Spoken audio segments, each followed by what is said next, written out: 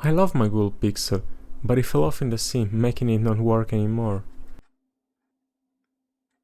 Therefore I had to buy a new phone, and I decided to go for a nothing phone, 3A. All the reviews I found online were made by tech enthusiasts, and never by power users like me. So I think I can give a different point of view. My experience was unusual. I found some things that I really liked, and others that were really annoying. I would like to start with the good things and then go to the things that might be deal breakers for some.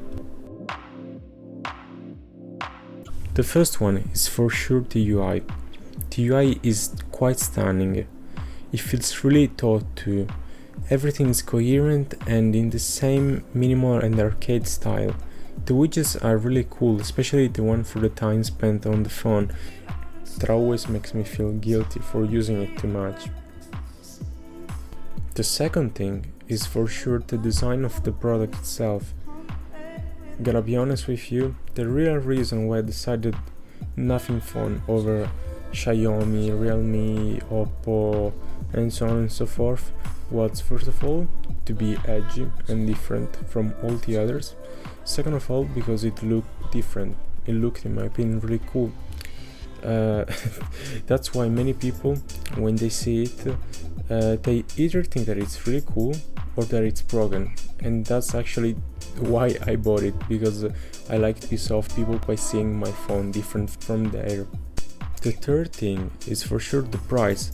I didn't want to spend a lot of money on a phone. That's why my previous phone costed $300, actually euros because I'm European, and this one costed quite the same, 300 euros.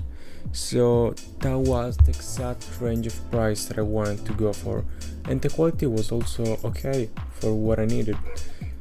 It has enough RAM for what I need to do, the display is fine, it has 120 Hz, and also the storage is quite what I need it to be. If I need to render a film, I'm not gonna do it on a phone. I'm gonna use a phone like to open up Instagram or to look things on Google. Okay, so I don't really see the point in spending more than 300 euros on a phone. That being said, the good things already ended here. Now, let's go for the other things.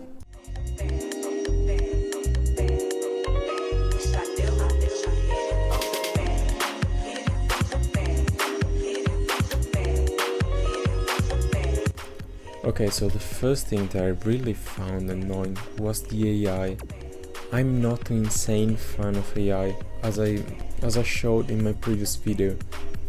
You just get this useless button, kinda like the copilot button, that is really annoying. I always click it thinking it's the power off button, but it's not. So I get this AI stuff that I don't really know what it's useful for, except for, I don't know, sending your data to the Chinese Communist Party. I don't really get it. The second thing always about AI is that it's ubiquitous, it's everywhere. Like there are a lot of apps that uses AI that I don't really need to. Like there are all the AI background that no one really asks for, and there's also the app drawer that uses AI to divide application, but it doesn't even work this well. So I mean, just use standard categories for app, it's just easier. The last thing always about AI is that nothing OS itself is built through vibe coding or something, because some people actually found some vulnerabilities in 0 days because of some stupid errors that I guess are simply made by AI, at least that's what I hope. Like the battery had a problem and it took a lot of time before they would actually patch it. The second thing that I really hate is the fact that the system is completely locked in. You can't really do anything. There's like this search bar that's predefined, and you can just change the search engine at the start when you install your operating system. After that you're done, you can't change it anymore, and the selection is very limited. Like I first installed DuckDuckGo because I couldn't find what I wanted. Then I installed Fennec, that is an alternative to Firefox, still using DuckDuckGo, but I wanted to use specifically Fennec, and not the DuckDuckGo browser, and I couldn't find a way to actually change it. So I uninstalled DuckDuckGo, and what did I find? Google. And it wasn't even removable, so I had to actually force remove that bar and just use a widget of Fenet. I mean, why? It's not really this hard to add the option of adding another browser. Also, I hate the fact that there are all the gaps, the Google apps pre-installed, and that you even can't uninstall. They're just there and you simply can disable them. And that is just something that I could expect from a big company like Samsung, and that's the reason why I ditched Samsung, but not from a small company like Nothing Phone. But again, it's just what you get.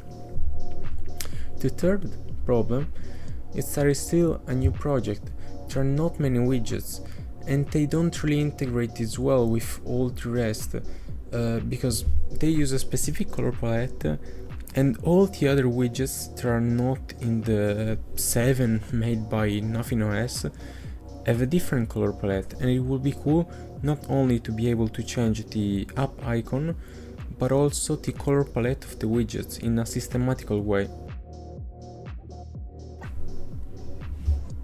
And also, I was almost forgetting, there's this thing about the lights from the back of your phone that sync with music, and that's, I mean, quite cool, even if completely useless. And I had it enabled just to try it out, and the thing that happened is that it synced with everything that I was listening to.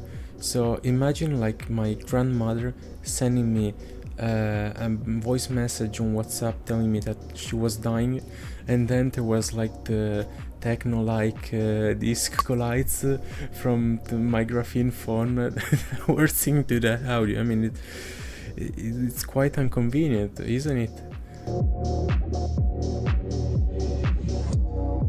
Will I keep it? Will I make a refund? Will I destroy it? What will I do? Well, I will actually keep it, and it will become my main phone.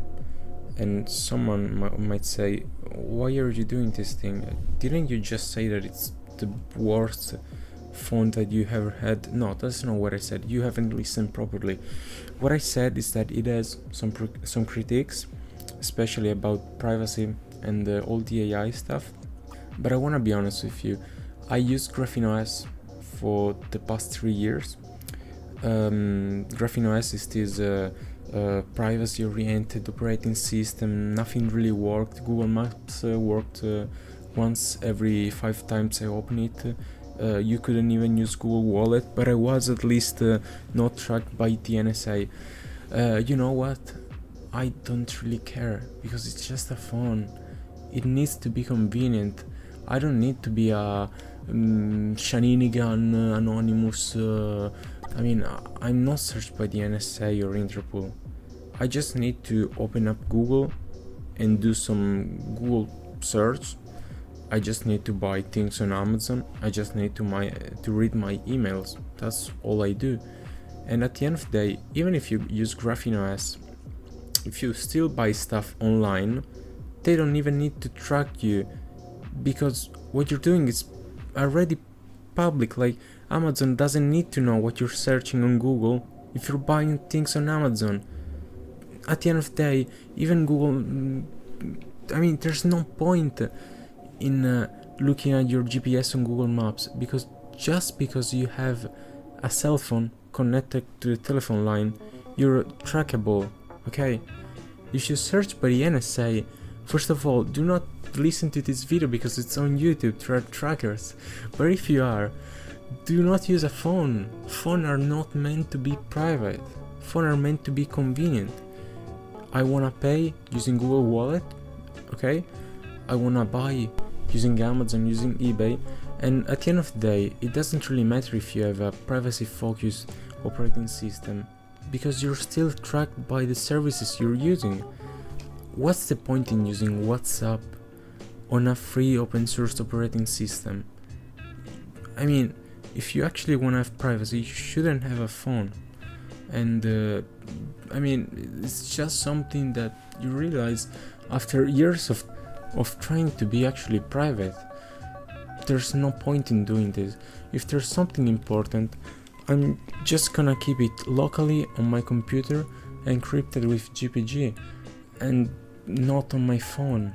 Okay, so if you're like 99% of people that uses WhatsApp, you shouldn't even care about privacy in the first place, because you're doing the worst possible thing to keep it.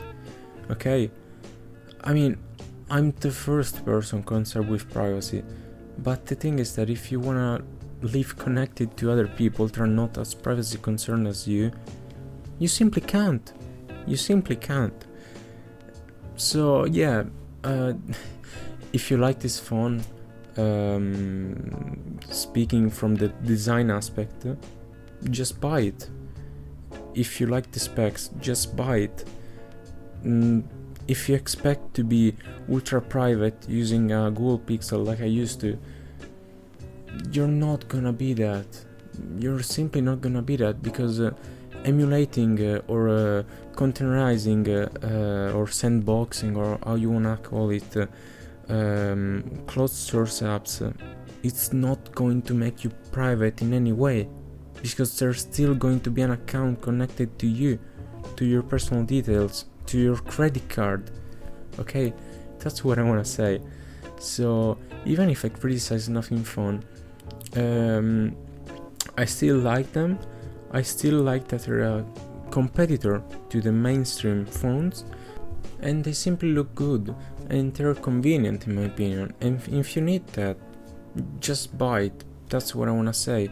If you like how it looks and feels, just buy it, you know. Do not overanalyze all of this privacy stuff, because nowadays it's completely useless. Kinda like wasting your time not watching this video recommended by YouTube. Okay, no, I can't really do this, but I sort of have to watch this video.